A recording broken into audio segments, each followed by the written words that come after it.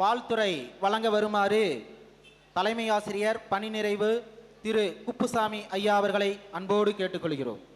எல்லாம் செயல்கூடும் என்னானை அம்பலத்தே எல்லாம் வல்லான் தனையே ஏத்து. அனைவருக்கும் வணக்கம். இந்த புத்தக திருவிழா அப்படிங்கிறது என்னென்னா, ஒரு 10-15 ஆண்டுகளுக்கு முன்னாடி ஈரோட்டில் ஸ்டாலின் குணசேகரன் வச்சு நடத்திட்டு இருந்தார். வருஷம் ஒருக்க போயிட்டு ஏதோ 2 புத்தகத்தை வாங்கிட்டு வந்துட்டு இருந்தோம். இப்படி தான் புத்தக திருவிழா நமக்கு தெரியுமாச்சு. ஆனால் அது பாருங்கள், இன்று தாராபுரத்திலேயே நம்முடைய ஊர்லேயே கடந்த 7 ஆண்டுகளாக தமிழ்நாடு முற்போக்கு எழுத்தாளர் மற்றும் கலைஞர் சங்க சார்பாக நடத்திட்டு இருந்தாங்க. ரொம்ப மகிழ்ச்சியான செய்தி, வரவேற்க வேண்டிய விஷயம், அற்புதமான செயல். இந்த ஆண்டு பார்த்திங்கன்னா, இந்த பதாகையில் தெரியக்கூடிய 12 அறக்கட்டளைகள் சேர்ந்து மிக சிறப்பாக நடந்து கொண்டு இருக்கிறாங்க. அதில் இன்றைய நிகழ்வாக நம்முடைய தாராபுரத்தில் இயங்கி கொண்டிருக்கக்கூடிய விழுதுகள் அறக்கட்டளை, அதில் பார்த்திங்கன்னா அது தலைவர், செயலாளர், அப்படி பொறுப்பாளர்லாம் மேலே இருக்கிறாங்க. பார்த்திங்களா, ஒரு கலர் போட்டிருப்பாங்க, சிவப்பு கலரு. எல்லாம் துடிப்பு மிக்க இளைஞர்கள், என்ன வேணுமானாலும் செய்கிறாங்க. மனிதனுக்கு அவசியமான ஒன்று என்ன, கண் பார்வை. அது செய்கிறதுக்காக கண் சிகிச்சை முகாம் நடத்துகிறாங்க. இந்த பூமியை குளிர்விக்க வேண்டும் என்றால் மரங்கள் நட வேண்டும். அதுக்காக எங்கெல்லாம் அவங்களுக்கு இடம் கிடைக்குது அங்கெல்லாம் மரம் நட்டு வளர்க்குறாங்க. அற்புதமான செயல் செஞ்சுட்டு வர்றாங்க. அப்படிப்பட்ட விழுதுகள் ஃபவுண்டேஷன் மேலும் மேலும் வளர வேண்டும் என்று முதல் அவர்களுக்கு வாழ்த்துக்களை தெரிவித்துக் கொள்கிறேன்.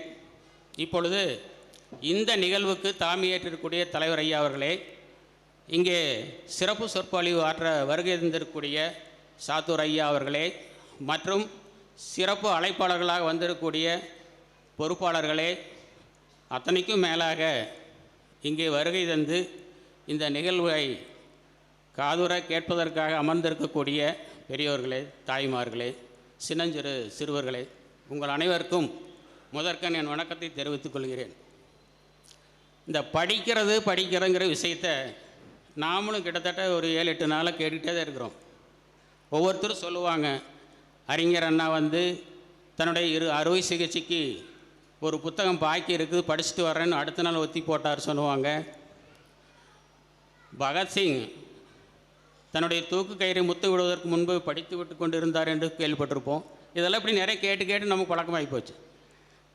அதோடும் இல்லாமல் டாக்டர் அம்பேத்கர் சட்ட மேதை, அரசியல் சாசனத்தையே வகுத்தவர், கிட்டத்தட்ட தன்னுடைய படுக்கை அறைக்கு பக்கத்துலேயே மிகப்பெரிய லைப்ரரி, நூலகம் வச்சுருந்தார் அப்படின்னு சொன்னாங்க. அது செய்தி.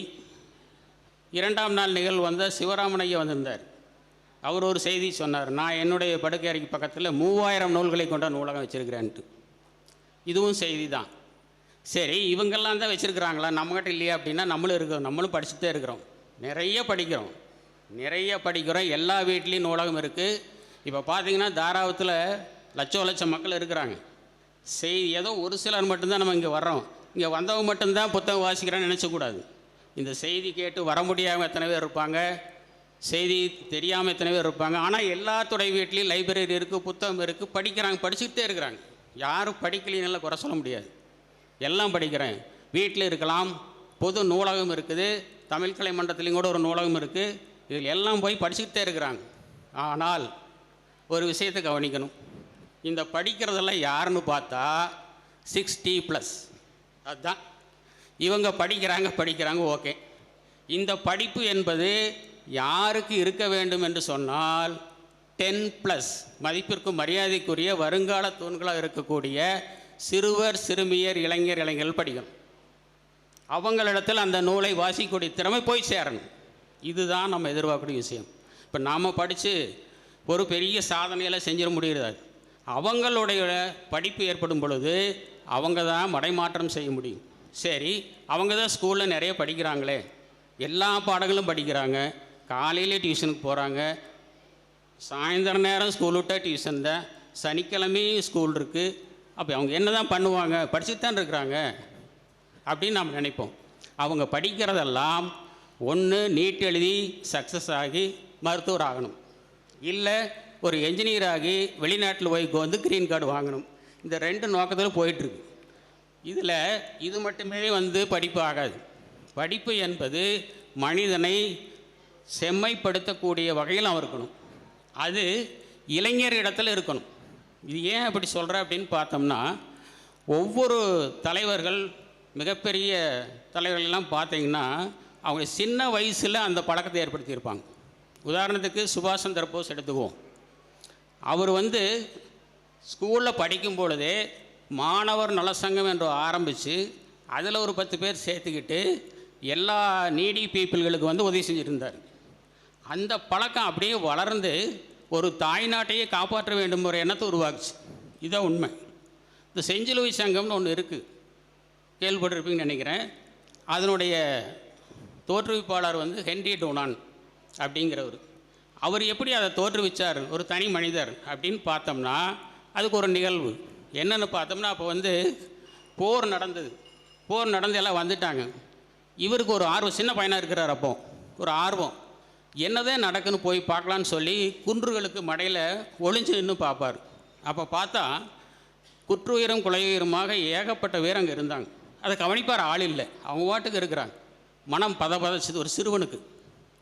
உடனே தன்னுடைய நாட்டில் அதனுடைய பொறுப்பாளர்கிட்ட சொல்லி எப்படியாவது இதை காப்பாற்றுவதற்கு ஒரு சங்கம் ஏற்படுத்த வேண்டும் என்று முறையிட்டு பலருடைய போராட்டத்துக்கு அப்புறம் அது சுவிட்சர்லாந்தினுடைய சட்டசபையில் நிறைவேறி செஞ்சி லூயிஸ் சங்கமாக மாறிச்சு. அதனால தான் அதனுடைய கொடிங்கோட சுவிட்சர்லாந்து நாட்டின் கொடி என்னங்க, அதாவது சிவப்பு கலரில் வெள்ளை ப்ளஸ் போட்டிருப்பாங்க. அதையே அப்படியே கலரை மாற்றி வெள்ளை கொடியில் சிவப்பு கலர் போட்டு செஞ்சி லூயிஸ் சங்கமாக மாற்றிட்டாங்க. அப்போ பாருங்கள், எல்லாமே ஒரு சின்ன பையன், ஒரு சிறுவர், ஒரு இளைஞர், அவரிடத்தில் இருக்கக்கூடிய அந்த தாக்கம் தான் என்ன ஆகுதுன்னா பெரிய அளவில் அவன் கொண்டு வருது. சரி, அப்போ என்ன செய்கிறது சிறுவர்களை அப்படின்னு பார்த்தோம்னா, அவங்க 3 விதத்தில் கண்காணிக்கிறாங்க. ஒன்று ஆசிரியர், இன்னொன்று பெற்றோர். 2 பேரும் பார்த்துக்கிட்டே இருக்கிறாங்க.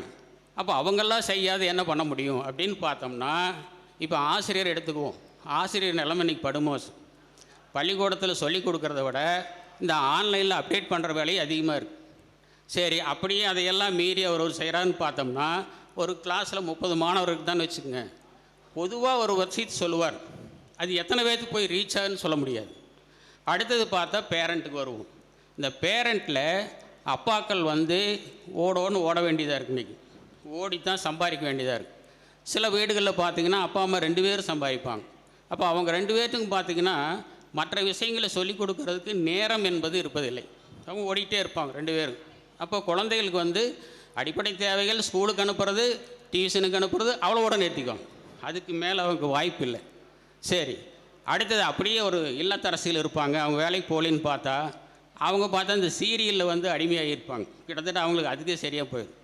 சரி, இப்படியே போயிட்டு இருந்தால் அந்த சிறுவர்களெல்லாம் மடைமாற்றம் செய்வது யார் அப்படின்னு பார்த்தோம்னா, இந்த வீட்டில் இருக்கிற இது வரைக்கும் முதல்ல சொன்னோம் இல்லைங்களா, 60+, அதை மாதிரிக்கு இருக்கிற பெரியோர்கள், அதாவது தாத்தாவாக இருக்கலாம், பாட்டியாக இருக்கலாம், அத்தை மாமா ஏதோ ஒரு வகையில் இருப்பாங்க. அத்தை மாமா ஏதோ ஒரு பேர் இருப்பாங்க.